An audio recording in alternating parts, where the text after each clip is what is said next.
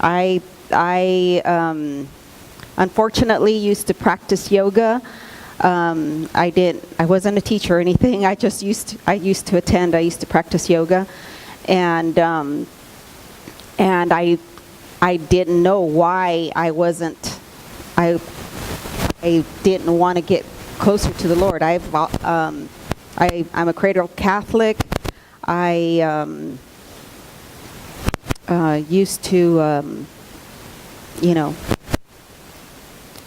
be within the Lord, but not deeply, not like I carried my Bible, not like I read my Bible, anything like that before.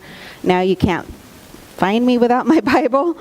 But when I read I actually used to go to my mom's.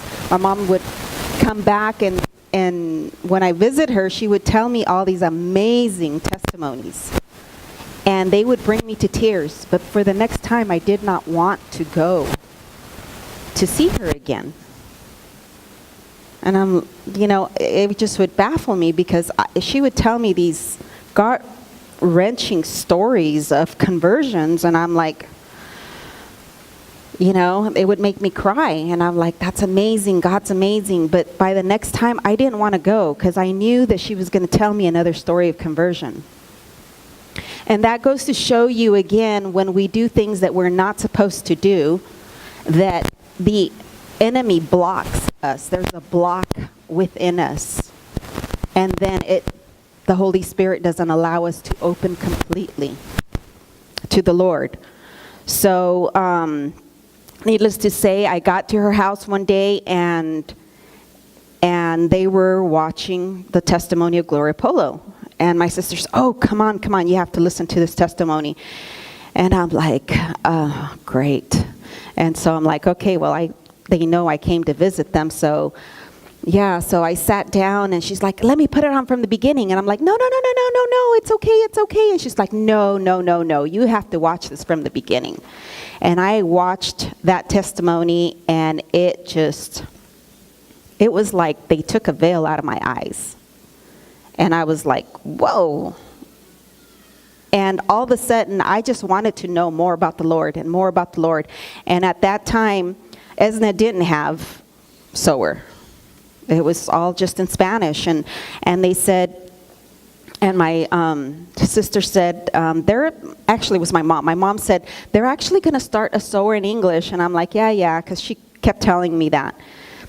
But then about a week or two later, my sister sent me a flyer over the email, and she said, they're having Sower, and I'm like, oh, that's awesome.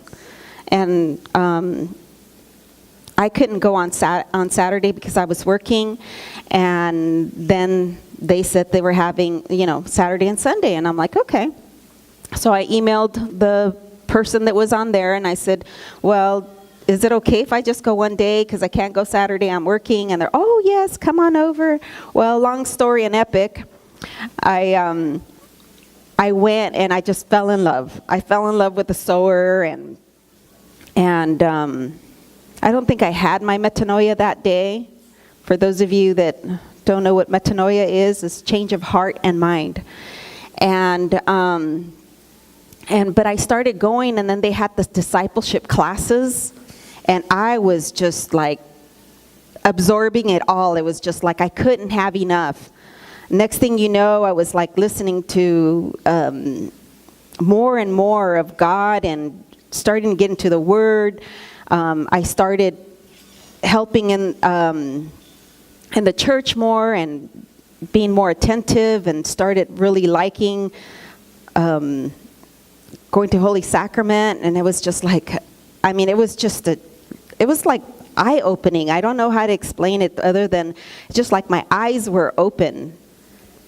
And I just couldn't have enough of the Lord. I was just so hungry, and I just wanted anything, music, the Word, anything.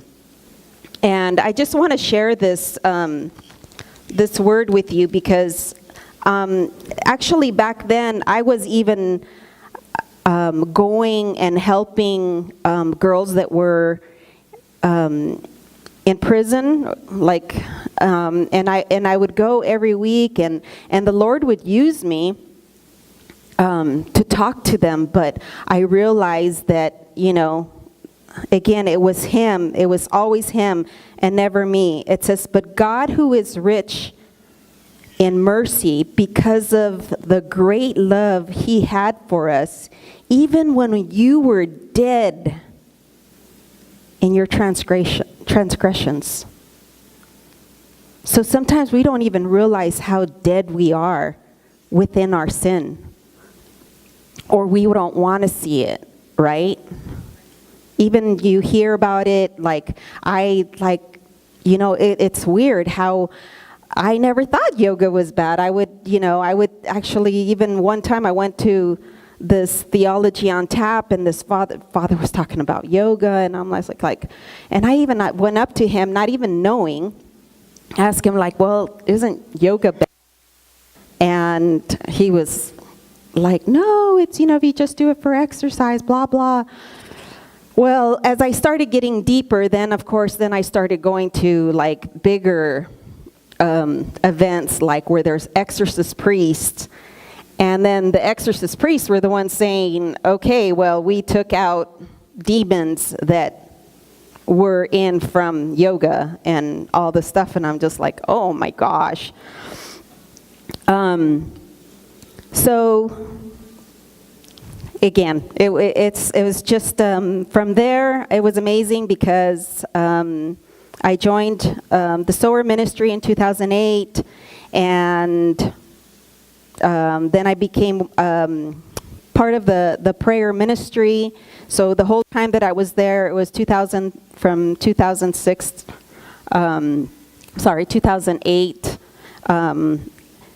and was there for 6 years. And then actually our parish priest asked us if we could actually do Sower there.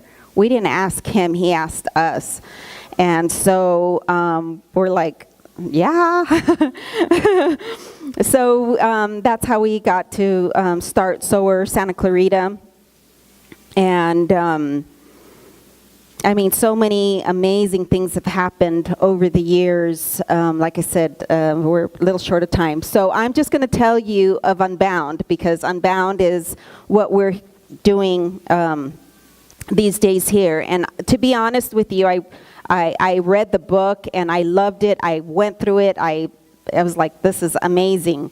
And then Lourdes said, do you want to have your interview?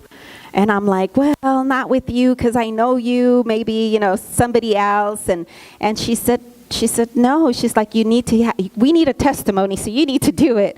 And I'm like, and I just thought about it. I just kind of thought of my days of all the time that I was praying for others. And I said, you know what? I've never judged anybody. They've told me everything in their lives, and I never judged them. I just loved them, and I prayed for them. So I just I'm going to just go for it. And so she did. She did the interview, and it was amazing. The only thing, I don't know if any of you have ever done your spiritual classes. Has anybody done spiritual classes with Father Broom? Okay. So of general confession. For those of you that don't know, it's general confession is you go back to when you remember of sinning, and you do a general confession, everything.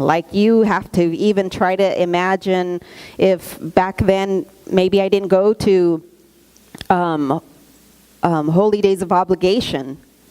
So I had to count out how many times I probably didn't go to Mass on those days. Because for those of you who don't know, because I didn't know this when I was at Sower, I learned along the way that it's a sin to miss Mass on Sundays and Holy Days of Obligations. It's a mortal sin.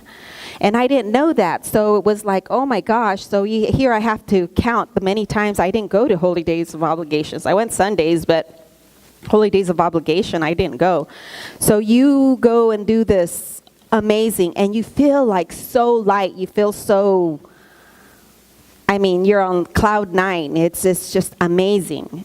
And when I did my interview, it was like that feeling again, amazing. So I strongly suggest that you all take the time and do your interview, and starting with Deacon Doug. It's starting with you, brother.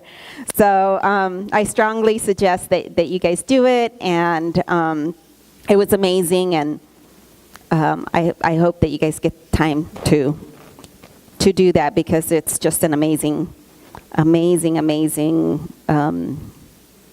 can't even tell you enough how great it is to things I thought that I had forgiven, things that I thought I was over. It just kind of like went a little deeper and freed me. So thank you for your time.